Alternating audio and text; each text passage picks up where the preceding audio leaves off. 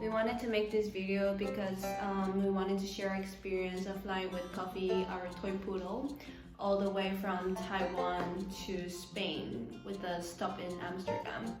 And the reason we wanted to make this video is that while preparing for flying Coffee, so she flew in December and we started organizing her flight early on since August, and we found it extremely overwhelming, the lack of information out there, like people who flew the way we flew.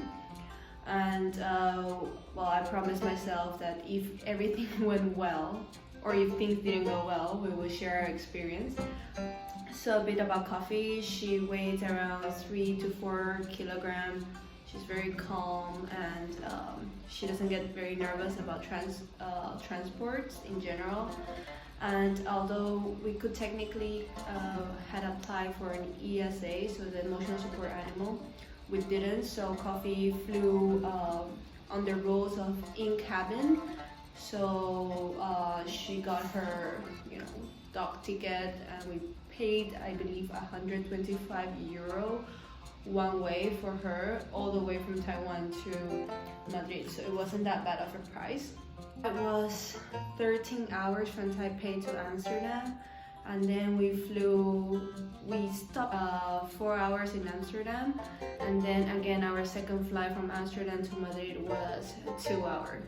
So it was a very long flight. And the reason we chose to transfer in Amsterdam is because Amsterdam is very dog friendly in the sense that they don't require you to present any additional documents. And since Coffee was flying in cabin, she didn't have to go to the dog hotel, which is necessary if you're flying I think above 3 hours of transit. So if your transfer is more than 3 hours, they will send your dog to like a dog hotel for the period of time where the transfer is happening. So that doesn't apply to in-cabin dogs. It only applies to dogs who go in the cargo was checked luggage. And well, I might be wrong with some of this information, but it was like the previous research we did when we decided to book KLM. And so Coffee had never been in Europe before.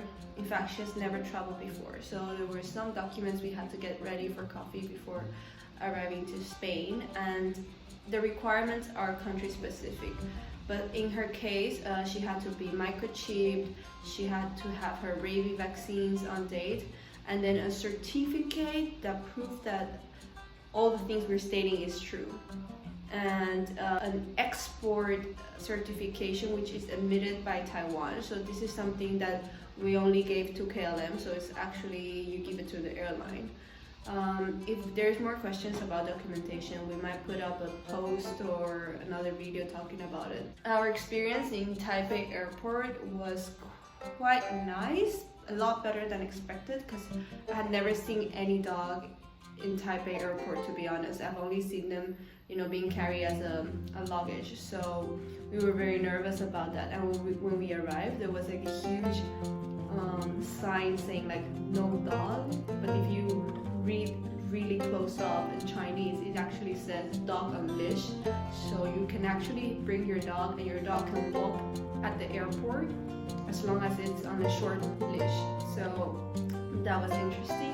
Our flight was at 12 p.m. so very late at night, and as you can see, Coffee sleeps a lot. And what we did is, because we had this 13 hours flight coming up, she was gonna be in her bag for 13 hours straight, because you're not allowed to take your dog out, so she has to be in her bag the whole time. And we got this special bag where we can open it up, so she has this extra space to sleep and stretch.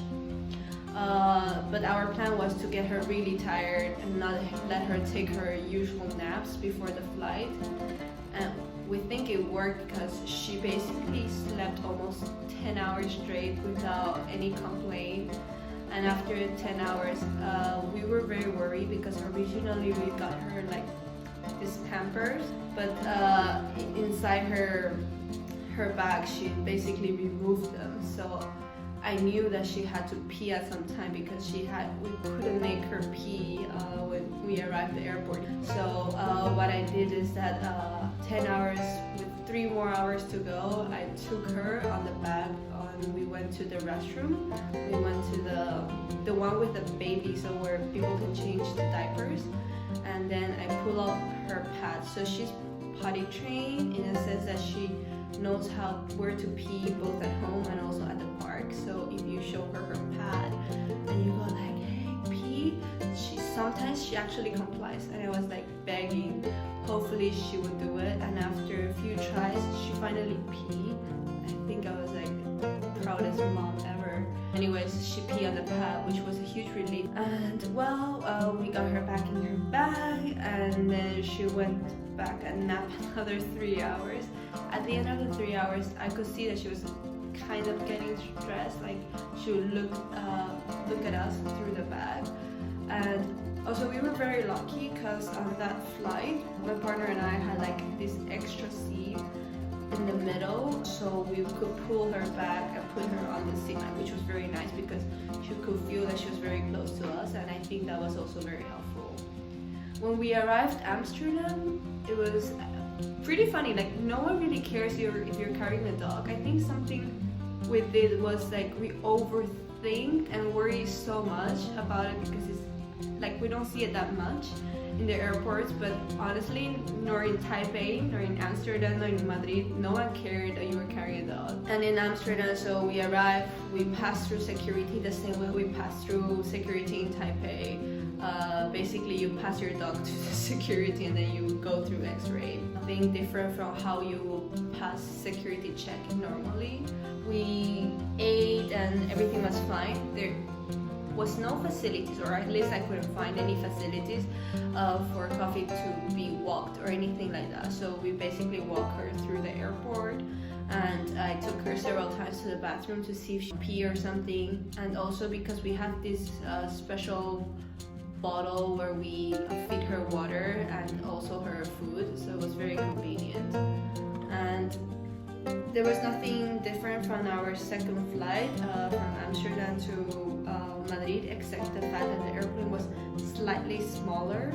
So when KLM says that their maximum height of the carrier bag is, I think, 24 centimeters, they mean it. Like there's no way you could fit like 2 centimeters more, because the life jackets, they don't allow your bag to be, pushed all the way to the back. That's why the size limit of KLM is slightly lower than I think Delta and United. Flight crew, they were all very friendly and happy about the fact of having a dog on board. I didn't feel like there was any special additional attention, which was fine with me. After we arrived in Madrid, we had to take another train to Valencia, which was another 2 hours. And actually, somehow the train trip was a bit more painful because of the lack of space compared to the airplane flights.